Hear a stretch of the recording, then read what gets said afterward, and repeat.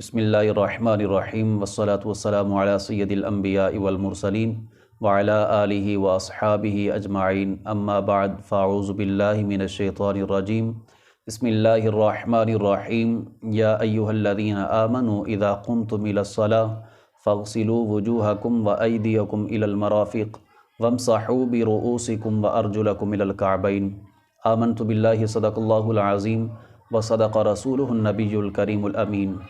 سامعین و ناظرین، آج سے انشاءاللہ ہمارے یوٹیوب چینل پر درس فقہ اس کا آغاز کیا جا رہا ہے۔ انشاءاللہ گاہے بگاہے انشاءاللہ چھوٹا سا کلپ، ایک مسئلہ، دو مسئلے انشاءاللہ یوٹیوب پر اپلوڈ کر دیے جائیں گے۔ درس فقہ، مسائل ضروریہ، نماز کے مسائل، وضو کے مسائل، غسل کے مسائل انشاءاللہ بیان کیے جائیں گے۔ رب ذوالجلال کی بارگاہ کے اندر دعا ہے، رب ذوالجلال ہمیں علم نافع عطا فرمائے۔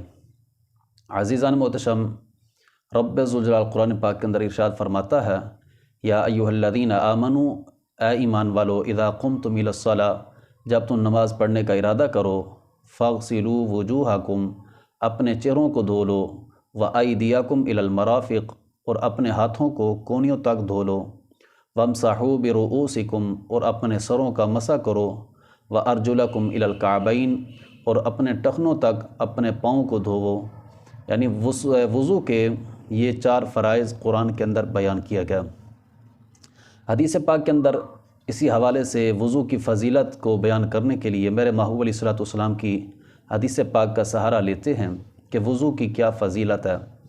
میرے محبوب علیہ الصلوۃ والسلام آپ کا فرمان علی شان بخاری شریف اور مسلم شریف کے اندر موجود ہے کہ میرے محبوب علیہ الصلوۃ والسلام کے صحابی حضرت ابو ہریرہ رضی اللہ تعالی عنہ آپ روایت فرماتے ہیں کہ حضور علیہ الصلوۃ والسلام نے ارشاد فرمایا کہ قیامت کے دن میری امت اس حالت میں بلائی جائے گی کہ ان کے منہ اور ہاتھ پاؤں آثار وضو سے چمک رہے ہوں گے، یعنی ان کے چہرے بھی چمک رہے ہوں گے، ان کے ہاتھ بھی چمک رہے ہوں گے، ان کے پاؤں بھی چمک رہے ہوں گے۔ کس وجہ سے چمک رہے ہوں گے؟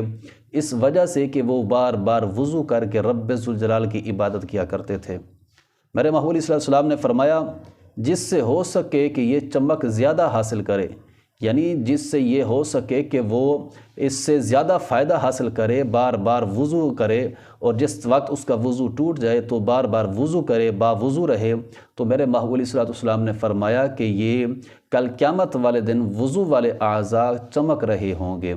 رب ذوالجلال کی بارگاہ کے اندر دعا ہے، رب ذوالجلال ہمیں علم نافع عطا فرمائے۔ وما علینا الا البلاغ۔